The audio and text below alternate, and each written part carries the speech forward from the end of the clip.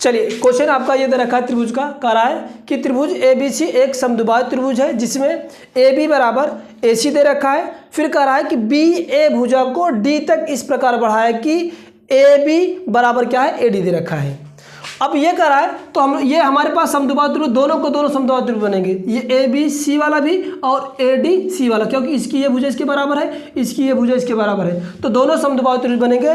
तो समद्विबाहु त्रिभुज की दो भुजा बराबर, इसके दोनों कोण भी आपस में बराबर, ये इसके बराबर होगा और ये इसके बराबर होगा, जो कि यहाँ पर दिखाया गया AB बराबर AC का, फिर AB बराबर AD का दे रखा है। सिर्फ हमें ये करना है कि BCD बराबर क्या होना चाहिए, 90 अंश का समकोण बनना चाहिए। तो प्रूफ हम लोग करेंगे क्या कि अगर ये त्रिभुज ABC में अगर हम देखें तो ये दोनों भुजा बराबर है, तो इसके ये दोनों कोण भी आपस में बराबर, तो इसलिए क्या लिखा है कोण 1 बराबर कोण 2 का। अगर इस त्रिभुज में ADC में बात करूं तो ये दोनों भुजा बराबर, इसलिए कोण 3 और कोण 4 आपस में बराबर होंगे, जो समीकरण हम लोग 4 बनाए हैं। अब हम लोग त्रिभुज ABC में देखते हैं बहिष्कोण का प्रमेय हम लोग लगाएंगे। कोण 5 जो तो बहिष्कोण प्रमेय ये कहता है कि शेष दोनों त्रिभुजों के योगफल के बराबर होता है। तो कोण 5 बहिष्कोण 5 बराबर क्या हो जाएगा, कोण 1 धन का कोण 2, तो कोण 1 धन का 2 हो जाएगा। कोण 1 और कोण 2 आपस में बराबर, क्योंकि समद्विबाहु त्रिभुज के कोण है, तो इसीलिए क्या होगा कोण 1 के स्थान पर हम लोग समीकरण 3 से रखें तो 2 आ जाएगा। तो कोण 5 बराबर 2 धन का कोण 2 धन कोण 2 हो जाएगा, दोनों सेम एंगल है तो जुड़ के क्या हो जाएगा 2 कोण का 2 हो जाएगा। ठीक, सिमिलरली हम लोग इस वाले ट्रायंगल्स में बात करेंगे ACD में, इसमें भी इस वाले ट्रायंगल का ये बहिष्कोण 6 बनेगा, तो बहिष्कोण 6 बराबर क्या हो जाएगा, इन दोनों शेष त्रिभुजों के दोनों शेष कोणों के बराबर होगा योग के।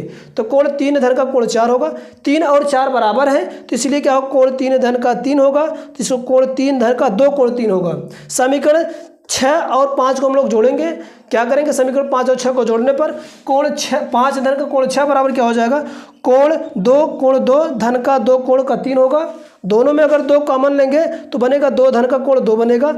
अब ये हम लोग ये और इसको जोड़ेंगे तो एक स्ट्रेट लाइन दिख रहा है, तो कोण 5 और कोण 6 की वैल्यू 180 अंश, तो 180 अंश 2 इधर कॉमन था, इधर आएगा तो भाग होगा 180/2 आ जाएगा। अब ये देखो कोण 2 और 3 का योग, यानी ये पूरा BCD बनेगा, दोनों को जोड़ेंगे 3 और 2 को, तो ये बन जाएगा क्या कोण BCD बनेगा। इसमें 2 का भाग देंगे तो क्या आ जाएगा BCD बराबर क्या आ जाएगा 90 अंश।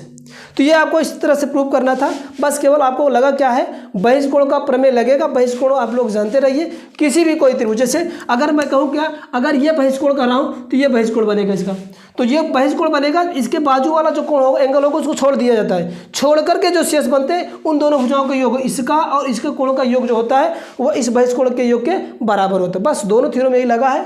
यहाँ पर एक बार यहाँ पर अप्लाई किए इस वाले बहिष्कोण के लिए और इस त्रिभुज के लिए इस बहिष्कोण का।